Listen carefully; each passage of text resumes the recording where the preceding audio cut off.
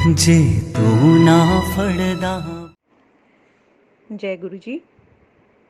गुरु जी महाराज के चरणों में कोटि कोटि प्रणाम और प्यारी सात संगत को भी हमारा प्यार भरा नमस्कार। हम दिल्ली से गुड़गांव शिफ्ट हुए 2003 में और गुरु जी का इनविटेशन हमें आना शुरू हो गया, लेकिन हमने 3 साल ऐसे ही व्यर्थ गवा दिए कि हम किसी और गुरु को मानते हैं, हम अपने भगवानों की पूजा करते हैं, तो हम किसी बाबा के पास नहीं जाना चाहते थे। लेकिन नूतन आंटी बार बार गुरु जी के सत्संग हमें सुनाती थी और वो कभी भी थकी नहीं। 3 साल तक लगातार गुरु जी के बारे में, उनकी महिमा, उनके गुणगान सुनाती रहीं। तो एक दिन मेरे मन में आया कि क्यों ना आंटी को खुश करने के लिए हम गुरु महाराज के दर्शन करने चले जाएं। तो लेकिन मेरे अंकल को मनाना बहुत मुश्किल था, क्योंकि हमें सभी बाबाओं ने और पंडितों ने इतना लूटा था कि हमने कसम खा ली थी कि हम आज के बाद किसी बाबा या किसी पंडित के पास नहीं जाएंगे। तो मैंने अंकल को बोला कि आज मेरा जन्मदिन है, मैं जैसे मनाना चाहूँ मुझे मनाने देना। तो इन्होंने सोचा कि ये शायद कोई मूवी देखने जाएगी या रेस्टोरेंट में जाएगी खाना खाने। लेकिन मैंने इनको बोला नहीं, हम शाम को नूतन के गुरुजी के पास चलेंगे और वहीं लंगर करेंगे। तो इन्होंने बोला कि तू अपना प्रॉमिस तोड़ रही है। चल मैं चलता हूँ, आज जाऊँगा, आज के बाद कभी नहीं जाऊँगा। मैंने नूतन आंटी को फ़ोन किया कि भी आज मैंने अंकल को मना लिया है और हम शाम को गुरुजी के मंदिर चलेंगे। तो उन्होंने कहा कि मेरे पास अपनी कार नहीं है, तो आप मेरे पास आ जाना और वहीं से हम आपकी कार में बैठ के गुरुजी के दर्शन के लिए जाएंगे। हमने कहा ठीक है। और उसके बाद क्या हुआ कि मैं कभी भी दिन में सोती नहीं हूँ, लेकिन उस दिन मेरा मन किया कि मैं थोड़ा आराम कर लूँ। मैं जैसे ही लेटी मुझे नींद आ गई और नींद में मुझे बहुत सुंदर सपना दिखाई देता है, जिसमें छोटे मंदिर के मुझे दर्शन होते हैं और मैं एम्पायर स्टेट पहुंच जाती हूँ। वहाँ गुरु महाराज एक सुंदर से सिंहासन पर बहुत सुंदर सा चोला पहन के बैठे हुए हैं और एकम ओंकार और ओम लाइट में ब्लिंक कर रहे हैं और ऊपर आसमान में एक गोल्डन ईगल घूम रहा है। तो मैं सोचती हूँ जहाँ मैं जा रही हूँ मुझे उसी जगह के ये दर्शन हुए हैं। तो जब आंटी मेरी कार में बैठती हैं, मैं उनसे पूछती हूँ कि आंटी जहाँ हम जा रहे हैं वहाँ ये सब है। तो कहने लगी ये सब तेरे को कैसे मालूम चला? तेरे को तो मैंने सिर्फ गुरुजी के सत्संग सुनाए हैं, एम्पायर स्टेट के बारे में तो कुछ बताया नहीं। तो मैंने उनको बताया कि आज मैं दिन में सो गई थी और सपने में मैंने ये सब देखा। तो उन्होंने बोला तेरे को गुरुजी ने ब्लेस कर दिया, तू लकी है, ये वो। तो जब नई संगत होती है तो उसको समझ नहीं आती है कि भी क्या ब्लेसिंग होती है। तो मैंने उसको एक सपन मात्र समझ के इधर से उधर निकाल दिया। तो जैसे ही हम गुरुजी के पास पहुँचे, गुरुजी एम्पायर स्टेट में कैजुअल वियर्स पहन के, जॉगिंग शूज़ पहनकर एक सेटी पे बैठे हुए थे। बहुत ही सुंदर दर्शन। उन्होंने हमारी तरफ देखा और कहने लगे कौन है? तो नूतन आंटी बोली कि मेरी फ्रेंड हैगी, कच्ची पक्की। तो उन्होंने बोला पक्की। फिर गुरुजी हंसे, कहने लगे की कर देने? हमने कहा गुरुजी हम गाना गाते हैं। केहो जया गांदे हो? गुरुजी कैसे बताएं, आप जानी जानो, जैसे अपने बारे में हम कैसे बता सकते हैं कि हम कैसा गाते हैं? तो कहने लगे चंगा बह जा। किथे दा रहने वाला है? मेरे अंकल से गुरुजी ने पूछा। तो मेरे अंकल कहने लगे मैं जम्मू दा। तो गुरुजी मेरी तरफ देख के बोले तू ते अंबाले चंडीगढ़ दे कोल दी सरदारनी हैगी। मेरे रोंगटे खड़े हो गए, क्योंकि इस बात के बारे में मेरे इन लॉज तक को नहीं मालूम था कि मैं एक सिख बॉर्न बेबी हूँ। और क्योंकि मेरे को अडॉप्ट किया था मेरी मौसी ने, जो कि हिंदू फैमिली में थे, और हमने किसी को बताने की ज़रूरत नहीं समझी। तो मेरे दिमाग में आया कि शायद मैंने नूतन आंटी को बता दिया या क्या, ऐसा सोचते सोचते मैं बैठ गई। मुझे नहीं मालूम था कि मैं जिस दरबार में आई हूँ वो गुरुजी महाराज साक्षात भगवान हैं। इतने में ही एक सेवादार अंकल ने मुझे चाय प्रसाद दे दिया और चाय प्रसाद पीते पीते मेरे गले में एक बहुत पुरानी प्रॉब्लम थी, जिसमें मुझे रिलीफ मिलने लगा। मैंने सोचा कि ये चाय में लौंग दालचीनी डली हुई है, इससे मेरे को आराम मिल रहा है, फिर वैसे ही हो जाएगा। लेकिन यकीन मानिए उस दिन से लेके आज तक मुझे वो प्रॉब्लम दोबारा नहीं हुई। जय गुरु जी। और फिर हम गुरुजी के पास जैसे ही बैठे तो बहुत अच्छा लगा। वहाँ पर शबद चल रहे थे, थोड़ी देर में लंगर सर्व हुआ, लंगर किया, हम जाने लगे तो किसी ने बोला कि गुरुजी से आज्ञा लेके जाना। जैसे ही मैंने माथा टेका गुरुजी के आगे, तो गुरुजी कहने लगे ऐश करो आंटी। उसके बाद अंकल ने माथा टेका तो गुरुजी कहने लगे वीरवार नू आई तो 5.25 ग्राम दा सोने दा ओम बना के ले आई। हमने एक दूसरे को देखा कि हम तो फिर से लूटे गए। जैसे और बाबा दक्षिणा के रूप में कुछ ना कुछ लेते हैं, ऐसे ही गुरुजी महाराज भी ये सोने का ओम सबसे लेते होंगे। हमें नहीं मालूम था कि वो ओम किस लिए मंगा रहे हैं। हम लड़ते झगड़ते घर पहुँचे। अगले दिन सुबह नूतन आंटी का फ़ोन आ गया कि तू तो बहुत ब्लेस्ड है। मैंने बोला वो सब ठीक है, लेकिन हमारे घर में तो लड़ाई हो गई है, हम दोबारा नहीं जाएंगे। तो आंटी ने बोला नहीं, जो गुरुजी ने कहा है वो हुक्म आपको मानना है। तो हमने सोचा कोई वहम ना रह जाए, इसलिए लड़ते झगड़ते सोने का ओम बनाया और वीरवार को हम गुरुजी के पास पहुंच गए। अभी हम लाइन में ही लगे थे कि गुरुजी ने दूर से देखा और पूछने लगे ले आई। हमने कहा हाँ जी गुरुजी। तो गुरुजी ने उसको ओम को हाथ में लिया और अंकल की डेट ऑफ बर्थ पूछी और उसके बाद कहने लगे सब मंडे को काले धागे विच पा के एनू गले विच पा लई। हमने राहत की सांस ली और एक दूसरे को देखा कि गुरुजी ने तो ये ब्लेस करके दे दिया। हम तो सोच रहे थे कि गुरुजी ले लेंगे। तो मैंने एकदम से गुरुजी को बोला गुरुजी मेरे वास्ते, क्योंकि मैंने सोचा कि शायद सिंगर्स को ब्लेस करके दे रहे हैं गुरुजी, तो गुरुजी को शायद ये नहीं पता कि मैं भी गाती हूँ। तो मैंने बोला गुरुजी मेरे वास्ते, तो गुरुजी कहते ਤੁਹਾਡਾ इको कनेक्शन हैगा। तो समझ नहीं आई कि क्या इको कनेक्शन। तो साथ वालों ने समझाया संगत ने कि भी परिवार से एक भी जना ब्लेस हो जाता है तो सारे ब्लेस हो जाते हैं। समझ नहीं थी, हम नए नए थे। हम बैठ गए, हमें अच्छा लगा। हमें लगा कि गुरुजी वैसे बाबा नहीं है जैसे और लोग होते हैं, और हम जाने लगे। तीसरी चौथी बार जब हम गए गुरुजी के पास सत्संग में, तो गुरुजी कहने लगे कि चलो आज ਤੁਹਾਡਾ गाना सुनते हैं। तो अंकल बोले कि गुरुजी मैं बाजा तो लाया नहीं। तो गुरुजी कहते बाजा कित्थे है? घर। तो घर कित्थे है? गुड़गांव। गुड़गांव केड़ा पाकिस्तान है? जा चक के लिया बाजा, आंटी नू इत्थे छड़ जा। ऐसे बोले गुरुजी। और गुरुजी ने मुझे सिंहासन के राइट साइड बिठा लिया। अंकल चले गए और मुझे लग रहा था कि उन दिनों मेट्रो कंस्ट्रक्शन हो रही थी, अंकल पता नहीं कब आएंगे। आएंगे तो डायरीज लाएंगे कि नहीं लाएंगे। और जब तक वो आएंगे तब तक गुरुजी सिंहासन से उठ के अंदर चले गए या दरबार में पता नहीं क्या होगा। मैं क्या गुरुजी को सुनाऊंगी, बहुत सारी टेंशन मेरे दिमाग में चल रही थी। लेकिन पता नहीं क्या हुआ, 15 मिनट के अंदर ही गुरुजी मेरे अंकल बाजा लेके गुड़गांव से एम्पायर स्टेट आ गए। और गुरुजी ने इशारा किया कि अभी रुको, जब मैं बोलूँगा तब बाजा खोलना। जब काफ़ी संगत चली गई, कुछ संगत रह गई, तब गुरुजी ने इशारा किया तो मेरे अंकल ने पहले एक गज़ल सुनाई। मैंने सर ढक के शब्द सुनाया, प्रभ डोरी हाथ तुम्हारे।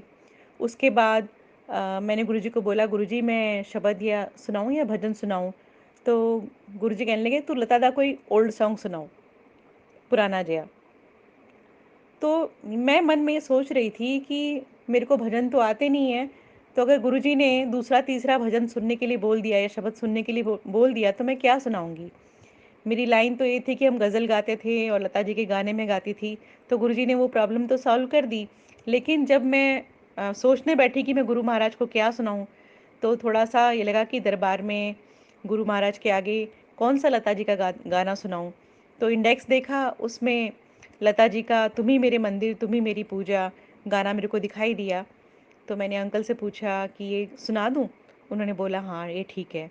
और मैंने वो सुनाया और गुरुजी बहुत खुश हुए, बहुत सारी ब्लेसिंग दी। और इस तरीके से गुरुजी के दरबार में हमारी हाज़िरी लगनी शुरू हुई। गुरुजी ने बहुत सारी ब्लेसिंग्स दी, बहुत सारी क्या बोलूँ कि हमारी झोलियाँ छोटी पड़ रही हैं जो गुरु महाराज हमें इतना देते जा रहे हैं। एक बार खूब सारा लंगर खिलाया और लंगर के बाद फिर डबल लंगर कराया। हमने गुरुजी को बोला गुरुजी हम खा चुके हैं। तो गुरुजी कहने लगे डबल लंगर है, डबल ब्लेसिंग हैगी। समझ नहीं थी कि डबल ब्लेसिंग का मतलब क्या है। उसके बाद चाय प्रसाद आ गया, फिर हलवा प्रसाद आ गया।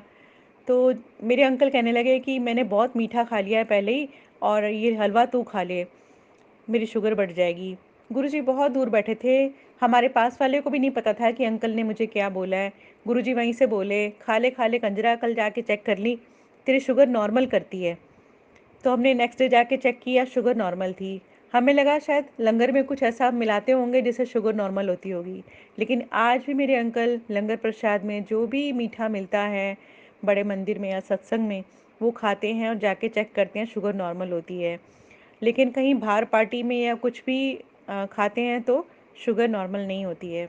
इसलिए बार बार रिक्वेस्ट की जाती है कि लंगर को पूरा ख़त्म करें। ये आपकी मेडिसिन है, प्रेस्क्रिप्शन है, और जो भी आपके दुख हैं वो इसी लंगर प्रसाद से ख़त्म होते हैं। संगत जी, सत्संग करने में आऊँ तो मेरे पास बहुत सारे सत्संग हैं गुरुजी के। गुरुजी ने अंकल के छोटे बाल कराए और ये भी बोला कि नवा बाजा लेकर आओ। बहुत सारे सत्संग हैं। बाजा ब्लेस करने के लिए जैसे गुरुजी ने बोला, तो हमारे पास उस समय पैसे नहीं होते थे। तो अंकल बोलने लगे कि भी गुरुजी को पता नहीं है क्या, हमारे पास काम नहीं है, इधर बच्चों की फ़ीसें हैं, एडमिशन है, बुक्स है, मैं बाजा कहाँ से लाऊंगा। ये सोच के हम हर बार टाल देते। जब भी जाते गुरुजी बोलते नवा बाजा नहीं लिया है, तो मैं चुप हो जाती। एक दिन अंकल ने कहा चलो मैं बाल तो कटवा ही लेता हूँ। बाल कटवा के अंकल का बड़ा अच्छा हेयर स्टाइल था, जैसे जाकिर हुसैन टाइप, बड़े बड़े बाल होते थे, तो अंकल को बहुत पसंद थे, लेकिन मुझे पसंद नहीं थे। तो जब बाल कटवा के अंकल शीशे के आगे खड़े हुए तो कहने लगे तूने ही गुरुजी को कहा होगा। मैंने कहा मैंने तो कभी गुरुजी से अलग से बात की नहीं, ना मेरे पास कोई फ़ोन नंबर है, मैं तो आपके साथ जाती हूँ, आपके साथ ही आती हूँ।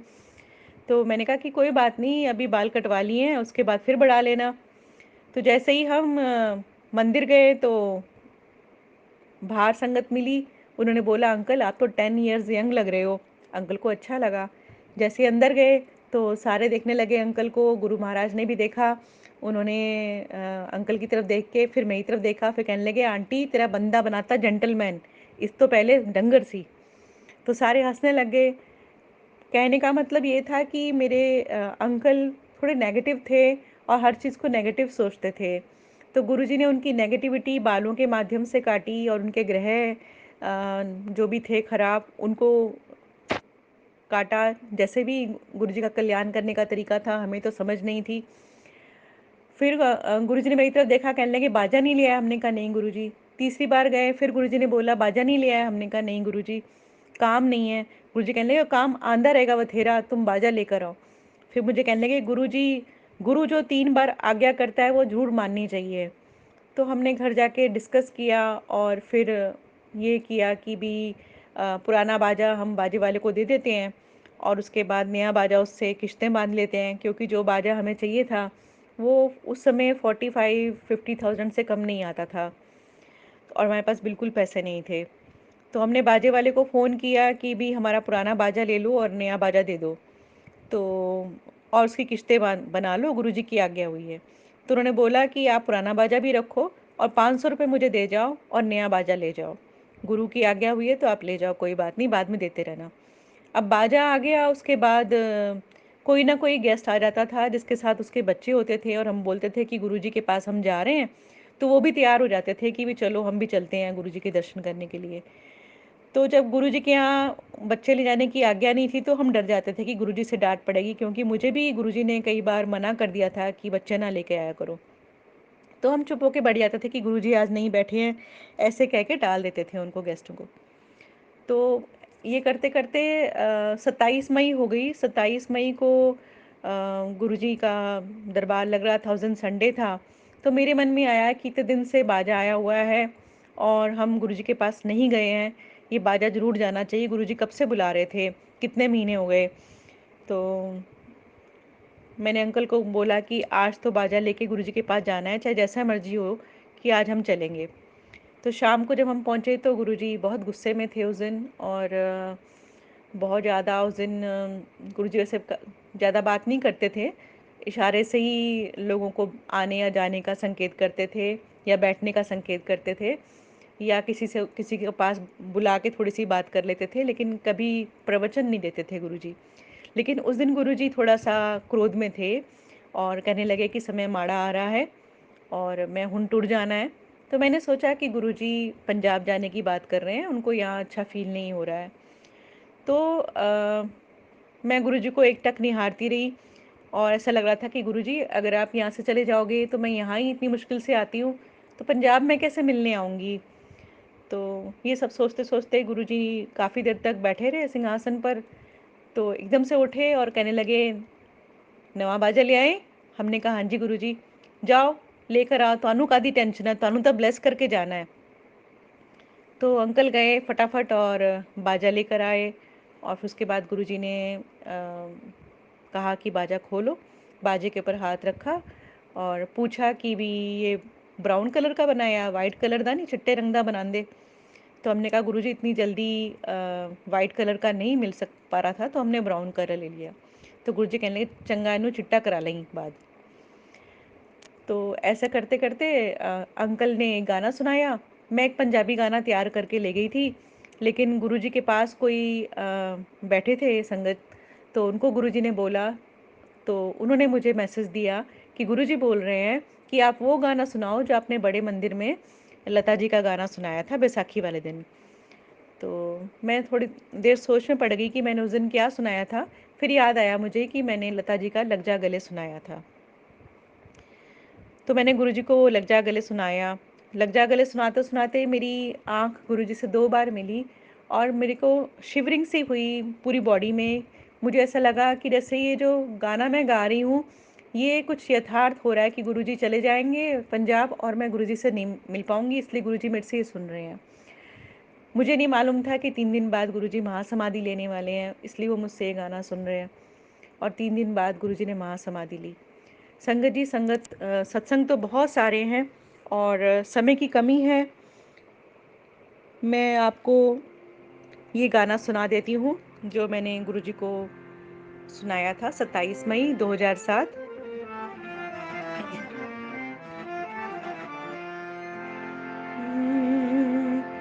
लग जा गले के फिर हंसी रात हो न हो शायद फिर इस जन्म में मुलाकात हो न हो लग जा गले से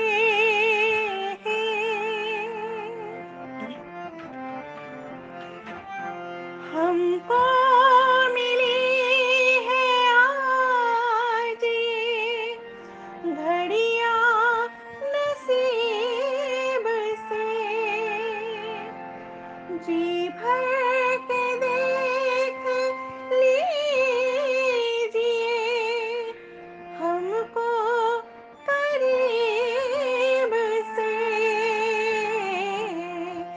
फिर आपके नसीब में ये बात हो न हो शायद फिर इस जन्म में मुलाकात हो न हो लग जा गले से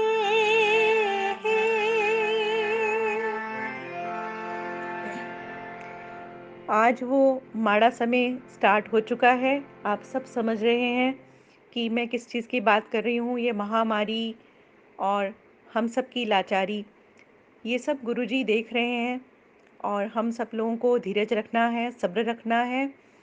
गुरुजी महाराज हम सब के साथ हैं। जो गुरु भक्त है, असली भक्त है, वो ये नहीं सोचेगा कि क्या होगा। उसको मालूम है कि गुरुजी साथ हैं और गुरुजी हमारी पल-पल रक्षा कर रहे हैं। इस समय मैं देख रही हूँ कि सभी लोग बहुत नाम जप रहे हैं और सात्विक रूप से रह रहे हैं। आहार सात्विक, व्यवहार सात्विक, विचार सात्विक और यही गुरु महाराज चाहते थे कि हम सब ऐसे बने। लेकिन इसका मतलब ये नहीं कि आज समय खराब है तो हम अच्छे बन गए हैं और जब समय अच्छा हो जाएगा तो हम दोबारा वैसे हो जाएँगे। अगर आप सच्चे गुरु भक्त हैं तो आपको इसी तरीके से चलना है जैसा गुरु महाराज चाहते हैं। गुरु महाराज कहते हैं कि हमेशा शुक्राना अदा करते रहो, चाहे जैसा भी समय हो, चाहे जैसा भी बुरा वक़्त हो। 27 मई को गुरुजी ने ये भी कहा था कि गुरदासपुर के लोग बहुत अच्छे हैं, उनके पास एक वक़्त का खाना होता है, फिर भी वो शुक्राना अदा करते हैं। तो ये हमारे लिए मैसेज था कि गुरुजी चाहते हैं कि चाहे अच्छा समय हो, चाहे माड़ा समय हो, हमें हर हर वक़्त, हर पल गुरुजी का शुक्राना अदा करते रहना है और एक अच्छे सच्चे भक्त की तरह गुरु पर अपना दृढ़ विश्वास कायम रखना है। जय गुरुजी महाराज।